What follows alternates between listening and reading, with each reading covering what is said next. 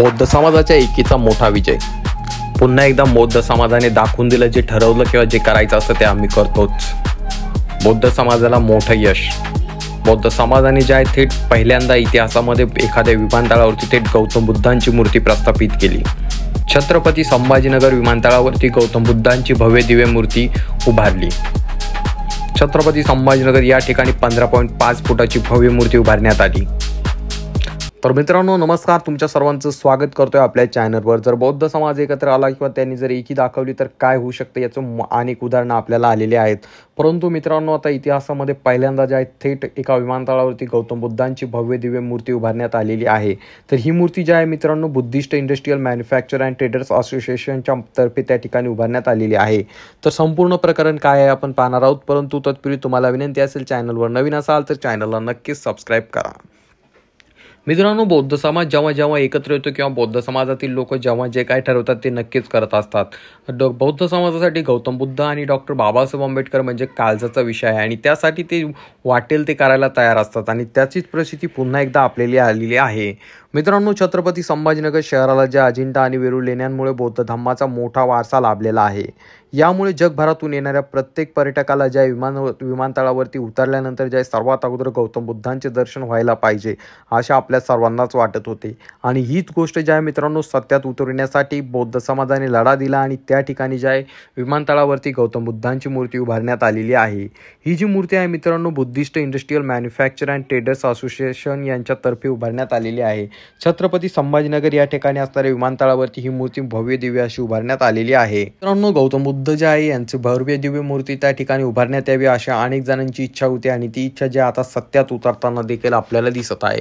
मित्रांनो आपल्या सर्वांनाच माहित आहे की छत्रपती संभाजीनगर या ठिकाणी ज्या अजिंठा वेरूळ यासारख्या भव्य दिव्य अशा मोठमोठ्या ऐतिहासिक लेण्या आहेत आणि ह्या ज्या लेण्या आहेत मित्रांनो गौतम बुद्धांच्या काळातील आहे असं सांगितलं जातं आणि त्यामुळे ज्या या मूर्त्या त्या ठिकाणी ज्या आहे गौतम बुद्धांचा आणि त्यासोबत बौद्ध धम्माचा मोठा असा ऐतिहासिक वारसा छत्रपती संभाजीनगरला लाभलेला असल्यामुळे छत्रपती संभाजीनगर शहरातील Buddhist international manufacture and traders association यांच्यातर्फे त्या ठिकाणी मूर्ती उभारण्यात आलेली आहे। मित्रांनो यांच्यातर्फे फक्त मूर्तीच उभारण्यात आलेली नाही तर यांच्यातर्फे जे आहे छत्रपती संभाजीनगर म्हणजे 500 करोड रुपयाचा बिझनेस देखील त्या ठिकाणी उलाढाल होते दरवर्षी असं बोललं जातं आणि यांच्यातर्फे त्या ठिकाणी जे आहे मित्रांनो अनेक होतकरू गोरगरीब तरुणांना जे आहे जवळपास हजारो जे गोरगरीब तरुण आहेत त्यांना त्या ठिकाणी रोजगार देखील उपलब्ध करून दिला जातो आणि त्याच Buddhist industrial manufacture and traders association तर्फे जे आहे मित्रांनो शहरातील विमानतळ या ठिकाणी गौतम बुद्धांची भव्य दिव्य मूर्ती जी आहे प्रस्थापित करण्यात आलेली आहे आणि ही जी मूर्ती आहे मित्रांनो 28 मार्चला त्या मूर्तीचं अनावरण करण्यात आलेलं आहे।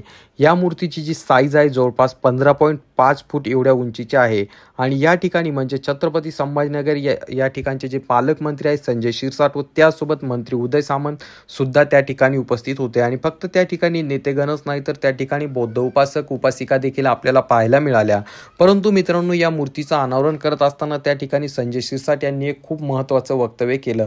तर सर्वात अगोदर पाहूया त्यांनी काय वक्तव्य केलंय। मिलिंद थोरात आणि त्यांच्या सहकार्याने गौतम बुद्धाची जी मूर्ती स्थापन केली असा अनुभव मला वाटतं महाराष्ट्रात पहिल्यांदाच घडला असेल। मिलिंद तू काय केलं हे तुला आज कळणार नाही, परंतु काही कित्येक वर्ष जरी गेले आता गौतम बुद्धाची मूर्ती या ठिकाणून हटणार नाही हे तेवढं सत्य आहे।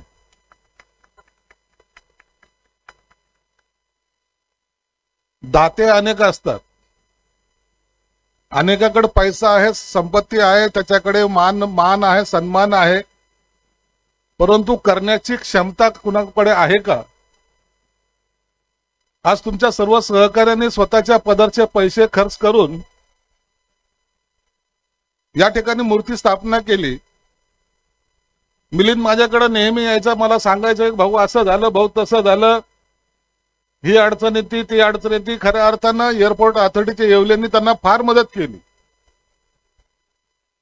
आताही शेवटच्या क्षणाला त्यांना अडचणी येत होत्या।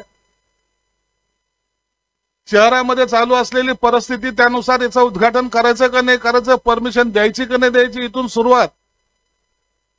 मग या कार्यक्रमाला एअरपोर्ट अथॉरिटीने सुद्धा सांगितलं की एवढेच लोक पाहिजेत तेवढेच लोक पाहिजेत। पुन्हा पाहुणे बोलवायचे तर उदय सामंत येतील का नाही शंकाच होती। आणि या सगळ्या टेन्शन मध्ये असलेले त्यांचे सर्व सहकारी आज मला वाटतं त्यांच्या चेहऱ्यावर प्रसन्नता दिसायला लागली की आज आम्ही केलेलं कामाचं फळ हे या लोकांच्या उपस्थितीमुळे पाहायला मिळालं. मित्रांनो, या ठिकाणी जे आहे त्यांनी वक्तव्य केलं की या ठिकाणी जी गौतम बुद्धांची मूर्ती बसविण्यात आली, आता कोणाचा बाप जरी आला तरी त्या ठिकाणावरून गौतम बुद्धांची मूर्ती आता हलू शकणार नाही. ही जी मूर्ती आहे गौतम बुद्धांची, ही भव्य दिव्य मूर्ती आता कायमस्वरूपी या ठिकाणी राहील आणि गौतम बुद्धांची मूर्ती या ठिकाणी प्रस्थापित केल्यामुळे सर्वांना समजेल की छत्रपती संभाजीनगरला जो आहे, आपल्या या छत्रपती संभाजीनगरला जो आहे गौतम बुद्धांचा बौद्ध धम्माचा मोठा वारसा लाभलेला आहे, अशा प्रकारचं वक्तव्य त्यांनी केलं. त्याचसोबत त्या ठिकाणी मंत्री उदय सामंत देखील बोललेले आहेत. तर आपण पाहूया उदय सामंत काय म्हणताय. की आज या ऐतिहासिक सोहळ्याचा साक्षीदार होण्याची संधी त्यांनी मला दिली. आम्ही राजकारण करत असताना विविध कार्यक्रमाला जातो, पण माझ्या राजकीय जीवनातला असा हा पहिला कार्यक्रम आहे की ज्या ठिकाणी छत्रपती संभाजीनगरमध्ये गौतम बुद्धांच्या मूर्तीची प्रतिष्ठापना आणि लोकार्पण सोहळा होतोय.